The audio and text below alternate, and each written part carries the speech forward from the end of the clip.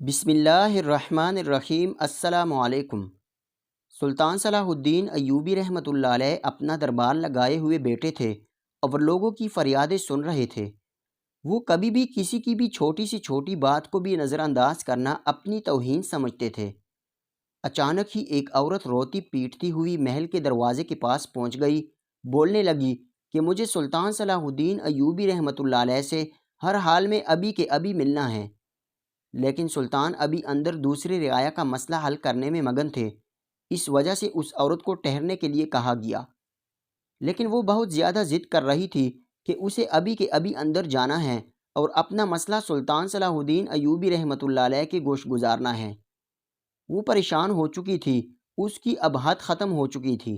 جب اس عورت نے اتنا واویلا مچا دیا تو ایک سپاہی پریشان ہو کر اندر گیا اور سلطان معظم کے سامنے کھڑا ہو کے درخواست کرنے لگا، بادشاہ سلامت، ایک بوڑھی عورت زارو کتار باہر رو رہی ہیں اور ایک ہی فریاد کیے جا رہی ہیں کہ آپ سے ملاقات کرنی ہے۔ سلطان نے جب یہ بات سنی تو وہ کہنے لگے، اس کو سمجھاؤ کہ تھوڑی دیر بعد اس کی بات بھی سنی جائے گی، ابھی ان کا مسئلہ حل کیا جا رہا ہے۔ سپاہی نے یہ بات سنی تو وہ کہنے لگے، سلطان معظم، میں نے اس عورت کو یہ بات سمجھانے کی بہت کوشش کی ہے، لیکن وہ میری بات کو سن ہی نہیں رہی، بس روئی جا رہی ہیں اور ایک ہی فریاد کر رہی ہیں کہ اسے آپ سے ملاقات کرنی ہے۔ سلطان نے جب یہ بات سنی تو انہیں معاملہ تھوڑا گمبھیر لگا۔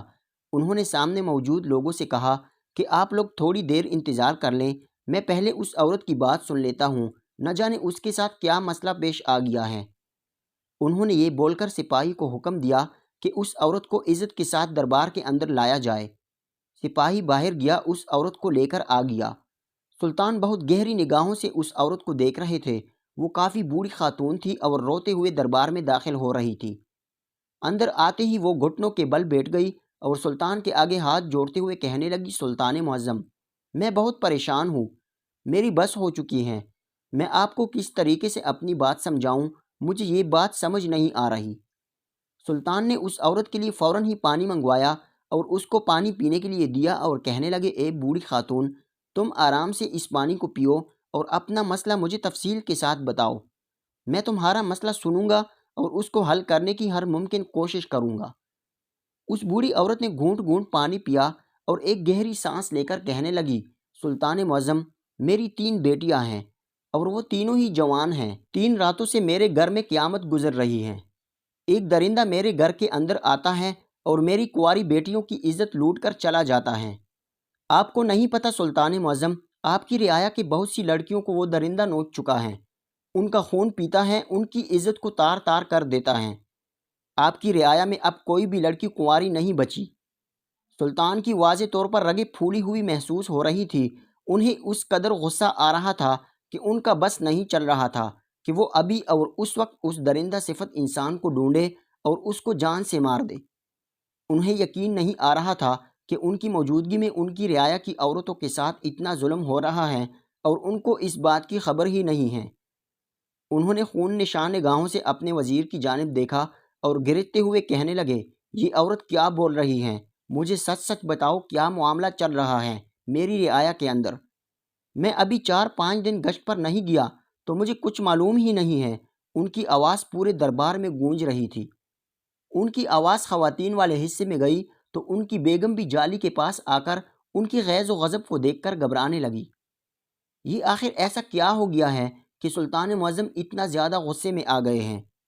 کیونکہ وہ اتنا غصہ کبھی نہیں کرتے تھے، لیکن جب انہیں غصہ آتا تھا تو وہ کسی کے قابو میں نہیں آتے تھے۔ وزیر اور ان کے ساتھ کھڑے ہوئے کافی سارے سپاہی سہم گئے تھے۔ ان کا اس طریقے سے انداز گفتگو اس عورت کو بھی ڈرا گیا تھا اور وہ اپنی جگہ سے کھڑی ہو کر انہیں خوفزدہ نگاہوں سے دیکھنے لگی تھی۔ انہوں نے جب اپنی رعایا کی عورت کو ڈرتے ہوئے دیکھا تو وہ کہنے لگے، اے بوڑھی عورت، تم ڈرو نہیں، یہ معاملہ میرے ہاتھ میں ہے، میں ہر حال میں اس معاملے کی تحقیق کروں گا اور اس درندہ صفت انسان کو پکڑ کر زندان میں ڈال دوں گا اور اس کو پھانسی پر چڑھا کر اس کو ابدی نیند سلا دوں گا۔ تم مطمئن ہو کر گھر جاؤ، تمہاری بیٹیوں کی عزت لوٹنے والے کا انجام بہت برا ہوگا۔ وہ عورت اپنے آنسو صاف کرتے ہوئے خوشی سے وہاں سے چلی گئی۔ سلطان معظم کو اس بات کی بہت حیرت تھی کہ اتنے دنوں سے یہ سب کچھ چل رہا ہے اور اتنی لڑکیوں کی عزت کو لوٹا جا چکا ہے، اس کے باوجود ان کے پاس خبر اب پہنچ رہی تھی۔ انہوں نے باقی تمام لوگوں کے مسائل بھی سنے اور ان کے مسائل حل کر کے ان کو بھیج دیا، لیکن اب ان کی سوئی اس عورت کے مسئلے پر اٹک چکی تھی۔ وہ سمجھ نہیں پا رہے تھے کہ یہ کون ہے جو آدھی رات کو گھروں میں گھس کر رعایا کے لڑکیوں کی عزت لوٹتا ہے۔ انہوں نے وزیر سے اس معاملے کے بارے میں بات کی کہ مجھے یہ بات سمجھ نہیں آ رہی ہے کہ کسی نے ابھی تک آ کر مجھ سے شکایت کیوں نہیں کی۔ اگر رعایا کی اتنی لڑکیوں کی عزت خراب ہو چکی ہے تو ان کے گھر والے میرے پاس آ کر اس بارے میں بات کیوں نہیں کر رہے؟ یہ بات سن کر وزیر کہنے لگا، سلطان معظم، آپ جانتے ہیں کہ عورت کی عزت بہت نازک ہوتی ہے۔ عورت کی عزت کو تار تار کر دیا گیا ہے تو کوئی بھی مرد اسے شادی نہیں کرتا، اور ان چیزوں سے ماں باپ بہت ڈرتے ہیں۔ اس وجہ سے کوئی بھی آپ کے پاس آ کر شکایت نہیں کر پایا، اور آج معاملہ یہاں تک پہنچ گیا کہ اب رعایا کی کوئی کنواری لڑکی ہی نہیں بچی ہے۔ اور یہ بات سن کر ایک دم سکتے کی حالت میں آ گئے، خاموش ہو گئے۔ وزیر نے جب انہیں کچھ بولتا ہوا نہیں دیکھا تو ان سے اجازت چاہی اور وہ باہر چلا گیا، لیکن سلطان معظم اپنی نشست پر بیٹھے بالکل خاموش ہو گئے تھے۔ ان کا ضمیر انہیں ملامت کر رہا تھا کہ وہ کیسے اپنی رعایا سے غافل رہے، اور ایک درندہ ان کی رعایا کی لڑکیوں کی عزت لوٹ کر چلا گیا۔ اور یہ تمام باتیں سوچ سوچ کر بہت زیادہ اداس ہو گئے تھے۔ اپنے کمرے کے اندر آئے تو ان کی زوجہ ان کے انتظار میں تھی۔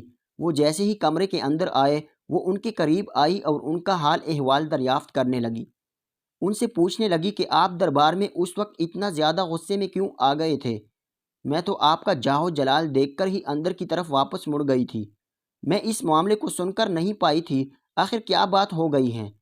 انہوں نے غمگین نگاہوں سے اپنی بیوی کی جانب دیکھا اور کہنے لگے، ہمیں بہت افسوس ہو رہا ہے آج اپنی ذات پر۔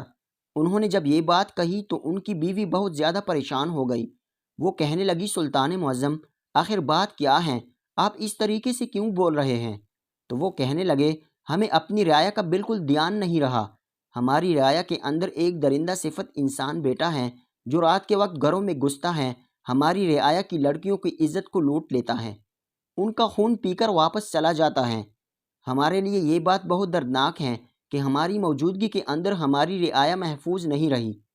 ہماری رعایا کی تمام لڑکیاں اب کنواری نہیں رہی ہیں، اور اس ڈر سے کہ ان کی عزت نہ چلی جائیں کوئی بھی ماں باپ ہمارے پاس ان درندے کی شکایت ہی نہیں لے کر آیا۔ مجھے بہت حیرانی ہے اس بات پر کہ یہ لوگ کس طریقے کے انسان ہیں۔ عورت ذات بھی تو ایک اشرف المخلوقات ہیں۔ اگر اس کے ساتھ یہ ظلم ہو گیا ہے تو اس کی شکایت تو کی جائے۔ اگر یہ لوگ پہلی دفعہ میرے پاس شکایت لے کر آ جاتے تو آج میں اس درندے کو پکڑ کر زندان میں ڈال دیتا، اب تک تو اس کو ابدی نیند سلا چکا ہوتا۔ لیکن ان لوگوں نے عزت بچانے کی خاطر اس انسان کو شہ دی، اور وہ اتنا طاقتور ہو گیا کہ وہ ہر لڑکی کے ساتھ یہ کرنے لگا۔ وہ جو بوڑھی عورت زاروں قطار رو رہی تھی، میں نے معلوم کیا ہے اس کے آگے پیچھے کوئی نہیں ہے۔ اس کا سرپرست بہت پہلے انتقال کر چکا ہے۔ اس کی 3 جوان بیٹیاں ہی ہیں۔ وہ عورت خود مزدوری کرتی ہیں اور اپنے گھر کا خرچ چلاتی ہیں، اور اس انسان نے اس بوڑھی عورت کی 3 جوان بیٹیوں کی عزت کو تار تار کر دیا۔ وہ عورت اس وجہ سے ہی اتنی زیادہ رو رہی تھی، اور میں جو جاہ و جلال میں آیا تھا، مجھے حیرت ہے میرے سپاہی، میرا وزیر اس سب کی خبر مجھ کو کیوں نہیں پہنچا پائے۔ مجھے اس بات کا غصہ تھا، لیکن عصمت خاتون، میں آج بہت ملامت محسوس کر رہا ہوں۔ میرا ضمیر مجھے جھنجھوڑ رہا ہے کہ میں کہاں تھا اس وقت جب یہ سب کچھ ہو رہا تھا۔ میں کیوں نہیں گیا ان 4-5 دنوں میں گشت کے لیے؟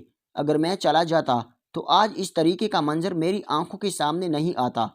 ان کی آواز میں نمی محسوس کر کے عصمت الدین خاتون نے انہیں اپنے سینے میں بھینچا اور ان کو دھیرے دھیرے سمجھانے لگی کہ اس میں آپ کی کوئی غلطی نہیں ہے۔ آپ اپنی رعایا سے غافل نہیں تھے، آپ کی رعایا ہی آپ کے پاس آنے میں دیر کر چکی تھی۔ اگر آپ کو پہلے ہی اس انسان کی شکایت مل جاتی تو آپ اس کو پہلے ہی ختم کر دیتے۔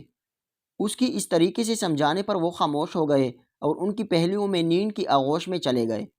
لیکن آدھی رات کو ان کی آنکھ اسی احساس کے تحت کھل گئی اور وہ بے چین ہو گئے، کیونکہ وہ جانتے تھے کہ آج پھر وہ درندہ کسی نہ کسی کی بیٹی کی عزت کو نوچنے کے لیے ضرور کہیں نہ کہیں جائے گا۔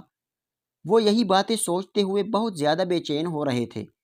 ایک تو ان کی رعایا ان کے پاس اس بات کی شکایت لے کر نہیں آ رہی تھی، اور دوسرا انہیں معلوم نہیں ہو پا رہا تھا کہ آخر وہ درندہ کون ہے۔ انہیں صرف اور صرف صبح کا انتظار تھا، کیونکہ ان کے دماغ میں جو منصوبہ بندی چل رہی تھی اگر وہ کامیاب ہو جاتی تو ان کی زندگی سنور سکتی تھی اور وہ درندہ ان کی گرفت میں آ سکتا تھا۔ انہوں نے صبح کا بہت بے صبری سے انتظار کیا اور جیسے ہی سورج کی پہلی کرن پھوٹی وہ اپنے کمرے سے نکل کر باہر آئے اور وزیر کو بلا کر ان سے بات چیت کرنے لگے کہ ہم لوگوں نے کس طریقے سے اس درندے کو پکڑنا ہے۔ اس انسان کو پکڑنا بالکل بھی آسان نہیں تھا۔ انہیں معلوم ہی نہیں ہو پا رہا تھا کہ وہ کس کے گھر میں کیا کر چکا ہے۔ وزیر سر جھکائے ان کی تمام باتیں سن رہا تھا اور اس کو بھی سمجھ نہیں آ رہا تھا کہ وہ بادشاہ کی بات کا کیا جواب دے۔ اچانک ہی ایک سپاہی اجازت لے کر ان کے مخصوص کمرے میں داخل ہوا۔ بولنے کی اجازت چاہی۔ سلطان نے جب اسے اجازت دی تو وہ وزیر کی جانب متوجہ ہو کر کہنے لگا، آپ کی گھر سے اطلاع یہ ہے کہ آپ کے گھر بیٹی پیدا ہوئی ہے۔ آپ کی بیٹی آپ کو یاد کر رہی ہے۔ مجھے آپ تک یہ پیغام پہنچانے کے لیے کہا گیا ہے۔ جب وزیر نے یہ بات سنی اس کے پاؤں زمین پر نہیں ٹک رہے تھے۔ وہ خوشی سے دیوانہ ہو گیا تھا۔ سلطان اس کی خوشی دیکھ کر مسکرا رہے تھے اور اپنی جگہ سے کھڑے ہو کر اسے سینے سے لگا کر مبارکباد دی۔ سپاہی نے بھی وزیر کو مبارکباد دی اور وہاں سے چلا گیا۔ وزیر اتنا خوش تھا کہ اس کا دل چاہ رہا تھا کہ وہ اڑ کر اپنی بیوی اور بیٹی کے پاس پہنچ جائے، لیکن سلطان معظم کے آگے اس کی اتنی اجازت نہیں تھی کہ وہ اس طریقے سے چل پاتا۔ لیکن جب سلطان نے اس کی بے چینیت محسوس کی تو انہوں نے خود ہی اسے اجازت دے دی کہ تم جا سکتے ہو اور اپنی بیٹی اور بیوی سے ملاقات کر سکتے ہو۔ وہ ہنسی خوشی وہاں سے روانہ ہو گیا، لیکن سلطان کے دماغ میں یکدم ہی ایک بات آئی کہ وزیر کے گھر بیٹی پیدا ہوئی ہے اور یہ بات ہر حال میں اس درندے کو لازمی معلوم ہو چکی ہوگی، کیونکہ وہ رعایا کی ہر کنواری لڑکی کو استعمال کر چکا تھا اور اس کے بعد دوبارہ ان لوگوں کی طرف نہیں گیا تھا، تو وہ یقیناً وزیر کی بیٹی کے ساتھ کچھ کرنا چاہے گا۔ لیکن ان کے دماغ میں ایک بات یہ بھی تھی کہ وزیر کی بیٹی تو ابھی صرف 1 دن کی ہے، اس کے ساتھ کیوں غلط کرے گا۔ لیکن یہی ان کے دماغ میں ایک اور بات آئی کہ وہ کنواری لڑکی کے ساتھ تو کچھ بھی کر سکتا ہے، چاہے وہ 1 دن کی ہی کیوں نہ ہو۔ جب وزیر واپس دربار میں آ گیا تو وہ اپنا منصوبہ وزیر کے گوشت گزارنے لگے کہ وزیر، آج تمہیں اپنی بیٹی کی قربانی دینی ہوگی۔ مانتا ہوں تمہاری بیٹی صرف 1 دن کی ہے، اس کی عزت تمہاری عزت ہے، اس کی عزت لوگوں کی عزت ہے، لیکن آج ایک وزیر کی بیٹی کو خود کو قربان کرنا ہوگا۔ وزیر نے جب یہ بات سنی تو وہ کہنے لگا، بادشاہ سلامت، مجھے آپ کی بات بالکل بھی سمجھ نہیں آ رہی ہے۔ آپ کے لیے جان حاضر ہیں، لیکن مجھے یہ نہیں سمجھ آ رہا کہ میں اپنی بیٹی کی قربانی کس وجہ سے دوں۔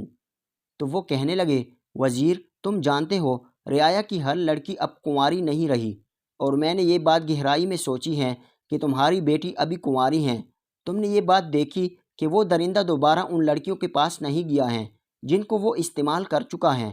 ہماری رعایا کی ہر لڑکی کی ہی وہ عزت لوٹ چکا ہے تقریباً، اور اب تمہاری بیٹی پیدا ہوئی ہے، یہ بات اس کے کانوں تک پہنچی ہوگی۔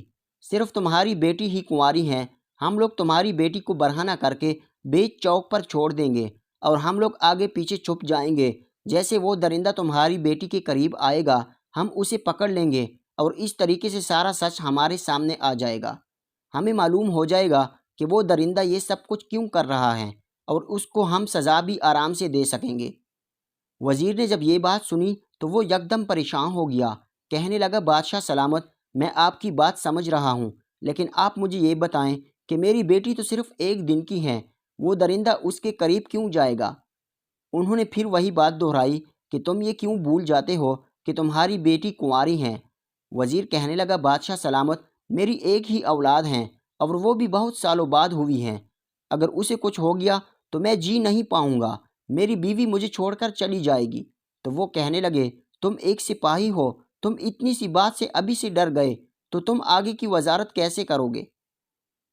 وزیر یہ بات سن کر خاموش ہو گیا اور کہنے لگا، بادشاہ سلامت، آپ کے لیے جان بھی حاضر ہیں، میں اپنی بیٹی کی قربانی دینے کے لیے تیار ہوں۔ وزیر کی بات سن کر بادشاہ نے سر اس بات میں ہلایا اور رات کا 1 کا وقت ان لوگوں نے طے کر لیا۔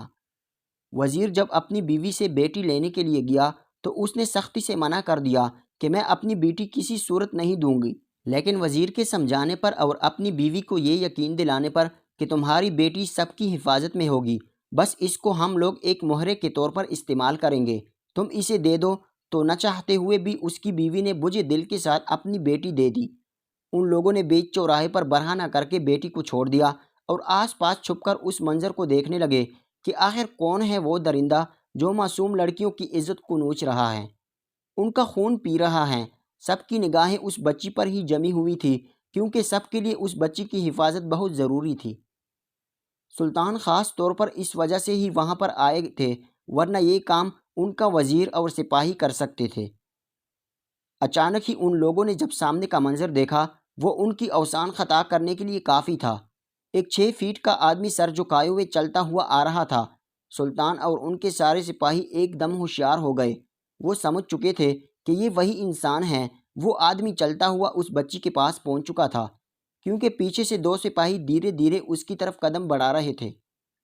ان لوگوں کو اس بات کا ڈر تھا کہ اگر اسے ذرا بھی اس بات کا اندازہ ہو گیا کہ پیچھے کوئی کھڑا ہے تو وہ بچی کو نقصان پہنچا سکتا تھا، اور ہو سکتا تھا وہ بچی لے کر وہاں سے چلا جاتا۔ اس وجہ سے یہ لوگ بہت خاموشی کے ساتھ یہ سارا کام کر رہے تھے۔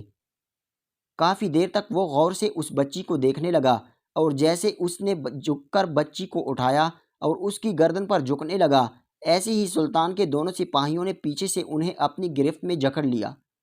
وزیر اور سلطان بھاگ کر اس کے پاس پہنچے اور اس سے بچی چھین لی اور اس کو بندی بنا کر زندان میں ڈال دیا۔ اگلے دن دربار لگا اور اس کو گھٹنوں کے بل بٹھا دیا گیا، اور سلطان نے گرجتی ہوئی آواز میں اس سے دریافت کیا کہ اے درندہ صفت انسان، تم یہ سب کیوں کر رہے ہو؟ وہ انسان دیکھنے میں تو کسی شریف گھر کا ہی لگ رہا تھا، لیکن اس کی حرکتیں بالکل بھی کسی شریف گھر کے انسان کی طرح نہیں تھی۔ اس کا قد کاٹ 6 فٹ تھا، اس کے بال کندھے تک تھے، لیکن اس کا چہرہ بہت معصوم تھا۔ سلطان کی بات سن کر کہنے لگا، میں کسی کو کچھ بھی بتانے کا روادار نہیں ہوں۔ آپ نے مجھے پھانسی دینی ہے تو مجھے قبول ہے، میں اف تک نہیں کہوں گا۔ اس کی آواز بھی کافی باری تھی، آنکھیں لال سرخ ہو رہی تھی۔ سلطان کو بہت غصہ آیا، لیکن انہوں نے اپنے غصے کو ضبط کرتے ہوئے ایک بار پھر اپنی بات دہرائی۔ کہنے لگے، میں تمہیں معافی دے دوں گا اگر تمہارے پاس اس بات کا کوئی ثبوت ہوگا کہ تم یہ سب کس وجہ سے کرتے تھے۔ وہ آدمی سلطان کی جانب دیکھتے ہوئے تمسخر سے کہنے لگا، سلطان معظم، میں جانتا ہوں آپ مجھے کسی صورت پر بھی معاف نہیں کریں گے۔ میری پھانسی پکی ہے تو میں سچ کیوں بتاؤں؟ سلطان اس کی ڈٹائی پر بہت پریشان ہو رہے تھے۔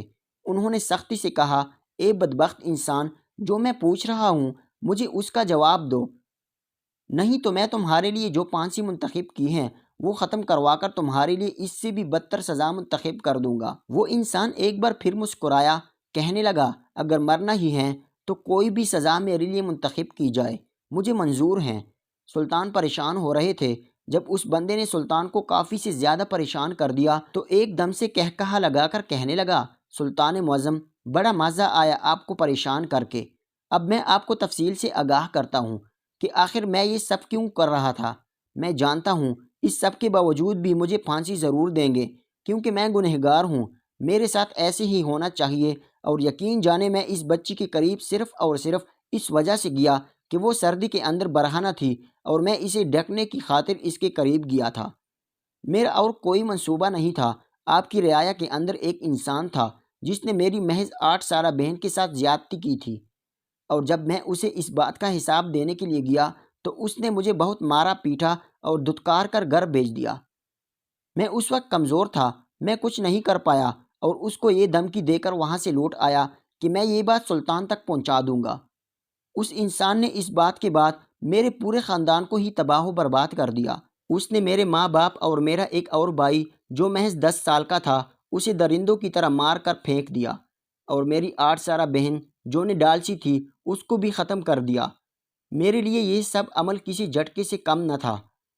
میں اس قدر غصے میں آ گیا تھا کہ میں نے اسی وقت فیصلہ کیا کہ میں اس سلطنت کی کسی بھی لڑکی کو کنوارا نہیں چھوڑوں گا، سب کی زندگی برباد کر دوں گا، اور اس بدلے کی آگ میں نے تمام گھروں کی بیٹیوں کی عزت کو رون دیا۔ میں جانتا ہوں یہ میں نے بہت غلط کاری کی ہے، لیکن جو مجھے انصاف نہیں دلایا گیا تو میں نے اپنا انصاف اپنے طریقے سے لیا۔ میں نے اس انسان کو بھی ختم کر دیا جس نے سب کچھ میرے ساتھ کیا تھا، اور میرا یہی منصوبہ تھا کہ میں ہر گھر کی بیٹی کی زندگی کو تباہ و برباد کر دوں، لیکن اس بوڑھی خاتون نے پہلے ہی آپ تک یہ خبر پہنچا دی اور سب کچھ میرے ہاتھ سے نکل گیا۔ وہ بول کر چپ ہوا تو یہ ایسا محسوس ہوتا تھا جیسے دربار میں کوئی دوسرا بیٹا ہی نہ ہو۔ سب کچھ ساکن سا ہو گیا تھا اور سارے لوگ سانس روکے اس انسان کی باتیں سن رہے تھے، اور جو لوگ ابھی تک اس کو درندہ مان رہے تھے اب اس کو رحم طلب نگاہوں سے دیکھ رہے تھے۔ وہ کسی روٹے بچے کی مانند لگ رہا تھا جس کا سارا خاندان ختم ہو چکا تھا اور وہ بدلے کی آگ میں جل رہا تھا۔ سلطان نے اس کو معافی نہیں دی تھی اور اس کو تمام بیٹیوں کی عزت خراب کرنے کے چکر میں پھانسی دے دی تھی، لیکن انہیں یہ سب سن کر بے حد افسوس ہوا تھا۔ اس واقعے سے یہ بات معلوم ہوتا ہے کہ انسان بدلے کی آگ میں کسی بھی حد تک جا سکتا ہے، لیکن انسانوں میں انسان وہی ہیں جو بدلہ اس طریقے سے لے کے دوسرا انسان اس کی وجہ سے تکلیف میں نہ آئے۔ اس آدمی نے بدلہ لینے کی بجائے پوری رعایا کی لڑکیوں کو برباد کر دیا تھا، جس کی وجہ سے اس کو معافی نہیں ملی تھی اور اس کو پھانسی دے دی گئی تھی۔ مزید کہانیوں کے لیے ہمارے یوٹیوب چینل کو سبسکرائب کر لیجئے گا۔